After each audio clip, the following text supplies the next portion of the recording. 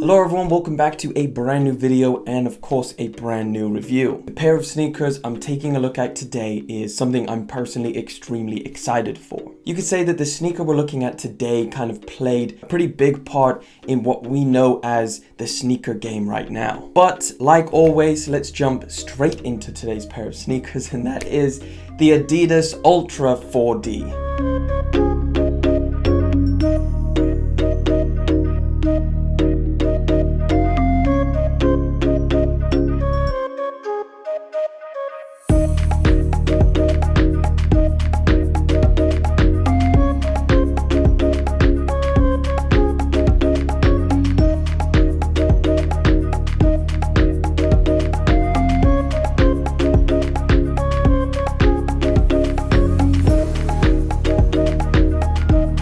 Here is the blacked out box, and as you can see in kind of the gloss part, it says Adidas 4D. Literally, other than that, you get nothing. This box is completely just blacked out. Of course, you get the sizing tag, which just says Ultra 4D and shows a picture of it along with the style code. This is what every sneakerhead has been waiting for the longest time.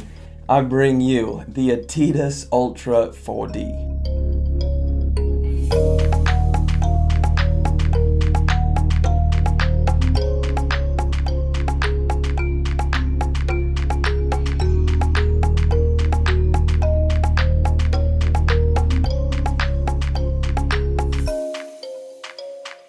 Back in 2015, we saw the first Ultraboost, which of course right now we are all well acquainted with. Now this colorway that you see, so of course the black with this kind of purple heel counter, this is the OG colorway. So that is that very same first colorway that released back in 2015. So now of course this variation of the Ultraboost is consisting of this 4D technology, but we didn't see that until much later after the Ultraboost originally released. Back in 2015, when this colorway of the Ultraboost released, it was just a regular running shoe. It had Adidas's Boost technology, which was a pretty big deal for Adidas, and of course now we all know what a big deal that was. And then of course Kanye West went and wore the pair. He actually performed in the triple white pair, and I think there was plenty of pictures of him wearing it. And after that, the Ultraboost 1.0 just took flight. It was flying off shelves and it was just impossible to find.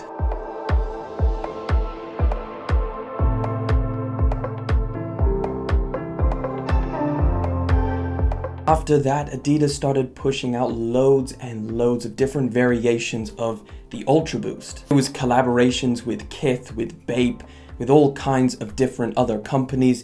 There was laceless versions, there was uncaged versions, there was Parley with the Oceans versions. There was just all kinds of different variations of the Ultraboost. But the one we never saw, which we were all kind of wanting, was the 4D version.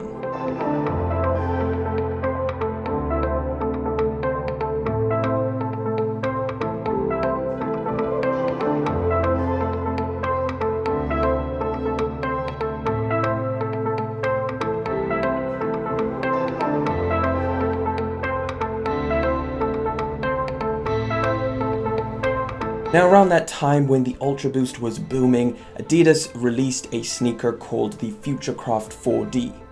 Now this was the first sneaker to feature this 4D technology. And this 4D technology that you see here for the midsole is actually 3D printed. And there's a whole crazy way that they go about actually printing this midsole using liquid, and it's called something light synthesis. It's really complicated. If you look at this midsole, it looks crazy. It looks so interesting and it looks super futuristic.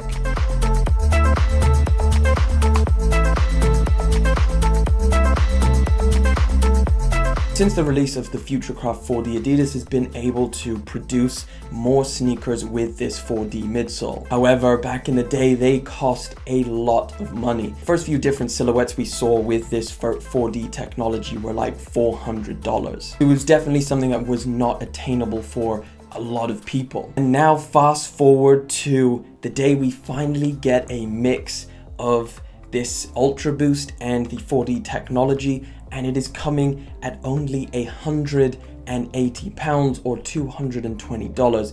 So that is the cheapest I've ever seen this 4D technology actually cost. This 4D midsole kind of serves the purpose of being able to print something that is directly formed to an individual. So of course they use the comparison such as two different athletes, let's say one's a runner and the other one is a weightlifter.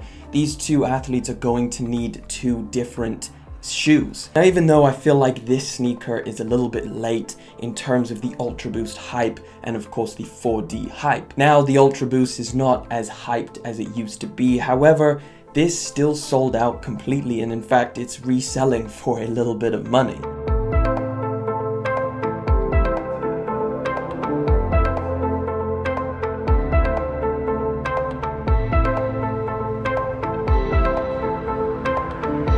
Now granted, it is this beautiful blacked out 4D on top of literally the OG Ultraboost knit, the 1.0 knit pattern and the original colorway. Nevertheless, I look at this sneaker and it just kind of seems like it was always meant to be. It kind of looks like it matches perfectly. But now, of course, we're gonna get to like the biggest question on, I'm assuming, a lot of your minds, which is, okay, so we love the Ultraboost. It's the most comfortable sneaker ever.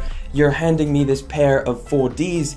How does this match up? How does this line up in terms of comfortability? And should I pay £180, which of course is more than a regular Ultraboost? Well, of course, the Ultraboost kind of not only made its name just because of Kanye West, it is a very, very good sneaker in general. In fact, today, it is still the standard that everybody uses for comfortability. I mean, personally, for me, it's one of the most comfortable sneakers I've ever worn. Swapping the Boost out for this 4D technology, of course, is going to change things quite a bit. From this 1.0 knit, you get this plastic cage. It pretty much remains identical to the OG Ultraboost. Loads of perforation, breathable holes for this knit material. It feels really good and stretchy when you're touching it.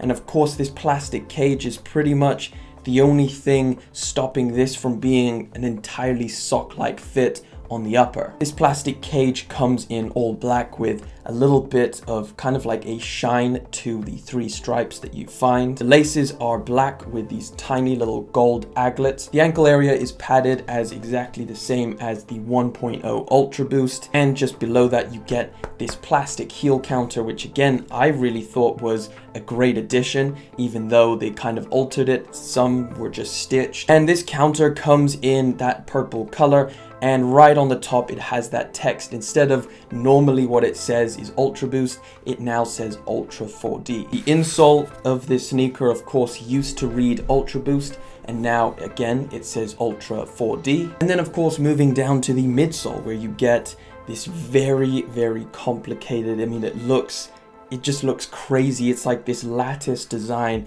and if you look really closely you can see these little lines in it where they've stacked this material. If you've ever 3D printed something, it looks exactly like that. And this material is actually pretty soft. It is pretty springy and responsive. So when you're wearing it, it's definitely not uncomfortable. However, the comfortability, there's a few things we gotta talk about. Essentially, the first thing you'll notice is this is a lot heavier. So this 4D technology is extremely heavy. It's a lot heavier than you will remember your Ultraboost being. When we think of Boost, we think of like a cloud-like cushioned feel. It feels very soft, very springy, and very, very comfortable. This is a little bit different, to where it definitely is a firmer ride on foot. It's not as squishy as Boost is. The upper of this shoe is something that when I tried it on, it feels very tight around the middle where this cage is.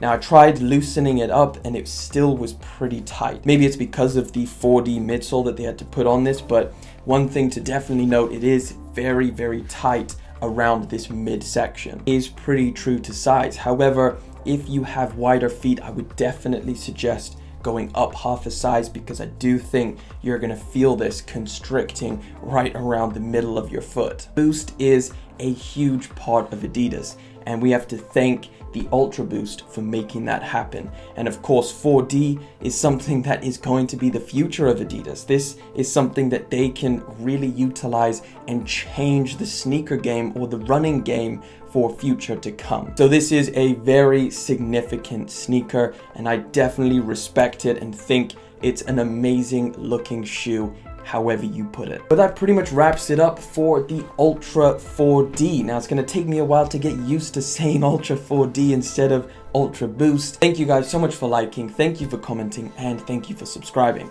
I'll catch you in the next one, but until then.